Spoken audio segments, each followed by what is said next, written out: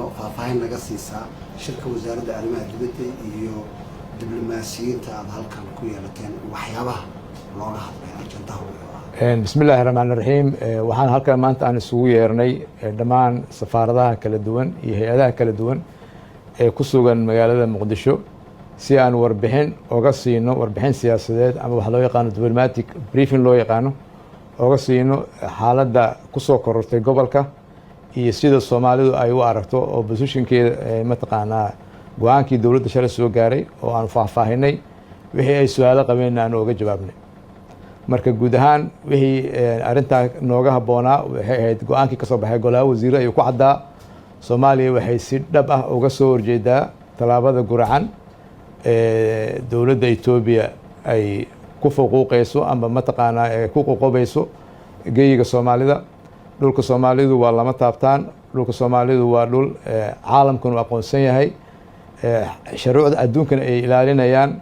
marka waxaan maanta faahfaahin ka siinay sidaan u diidanahay iyo sidaan mataqaanaa ay dawladda Soomaaliya uga go'an tahay in talaabo kasoo ku haboon ay ugu horeyso talaabooyinka siyaasadeed in ay arintaasi mataqaanaa ay uga hortagto ayna ku xalliso bal waxaad warbixin naga siisaa mustaqbalka sida uu ekaan doono cilaaqaadka iyo xiriirka labada dal ee Soomaaliya iyo Itoobiya kadib arintan uu gaaray Abiy Ahmed heshiiska uu la galay iyo saameynta ay yeelan doonto talaabada idinku aad ka qaadan doontaan waxay noqon karto maasiyada hadii lagu guuldareysto Soomaaliya iyo Itoobiya waa laba dawlad daris ah ilaa baa daris ka dhigay daris way ahaan jireen wayna ahaan doonaan sanada aad u fara badan yaa na soo maray oo aanu xaalado colaadeed ay naga dhex jireen taasoo sababtay in labada dalba ay dadkoodu ay ka haraan horumarka caalamka ay ka haraan sanadihii ugu dambeeyay 20 sano u dambeysay Soomaaliya iyo Itoobiya labadaba waxay isku dayayeen in laga gudbo xaaladaas adag si fursad loo siiyo shacbiga labada dal ay fursad u helaan inay ka shaqeeyaan horumarkooda ay ka shaqeeyaan oo xaaladaha dagaalka ay ka baxaan waxaan rajaynaynaa in xaaladaasi dagaal aan dib loogu noqon waxaan la soconnaa dagaalkii Soomaaliya Itoobiya ay ku soo qaaday Soomaaliya 2006 iyo 7 uu ahaa mirihii dhalay waxaa maanta dhibkana haysto gobolka shabaabka ah marka faragelin military oo Soomaaliya lagu sameeyay yaa aabba iyo hooyo u ahayd shabaabka marka faragelin kale oo sii socotana mataqaanaa dhibaato bay gobolka u keeni doontaa gobolkan dadka degan waa gobol qani ah oo gobol dadkiisu ay nabad jecel yihiin waxaan rajaynaynaa in siyaasiyiintu ay fahmaan rabitaanka shacabka oo ay arintan ay mataqaanaa colaadda abuuraysa ay dib uga noqdaan su-aasha ugu dambeysa mudane wasiir ama sihayaha xilka wasiirka wasaaradda arrimaha dibadda iskaashiga caalamiga adiga ayaa ahna wasiir dowlaha wasaaradda arrimaha dibadda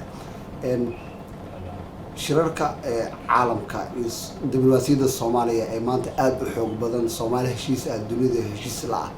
iyo arintan timid sidee bay dareemayeen diblomaasiyiintii aad shirka la qaadatay Soomaaliya xilliyadii ugu dambeeyay caalamka si xoog leh ayaa uga muuqanaysay oo mataqaanaa guulo waaweyn yaa laga gaaray waxaan rajaynaynaa in guulahaas ay sii socdaan arintan ay noqoto arin waxa loo yaqaan hiccup ama loo yaqaan mataqaanaa caqabad yar oo laga gudbo haddii Ilaahay yiraahdo Soomaaliya waxay u baahan tahay nabad geeyiga wuxuu u baahan yahay nabad waxaan rajaynaynaa in talaabadan guracan ee qaladka ee gefka ee dhacday in xal degdeg loo heli doono laakiin dawladda Soomaaliyeed waxay diyaar tahay mar walba inay difaacdo qarannimada iyo mataqaanaa midnimada dhulka Soomaaliyeed sidoo kale tan waxaan aad ugu mahad celinayaa dadka Soomaaliyeed ee adduunka dacaladiisa degan gaar ahaan gobolada waqooyi Hargeysa iyo Burco ay ka mid yihiin oo si dhab ah arintan uga hor yimid ayna tahay arin yar oo ku kooban mataqaanaa dadka hadda maamulka haya marka waxaan rajaynayaa shacbiga Soomaaliyeed inay u noqoto fursad ay dib isku raadsadaan ayna arkaan cadaawada dhabta ah ay leeyihiin inaanay ahayn tan dhexdooda ay tahay mid dibadda oo rabta mataqaanaa inay kaga faa'iideysato marka waxaan rajaynayaa arintan in laga gudbo hadduu Ilaahay yaraa insha Allah waa mahadsantihiin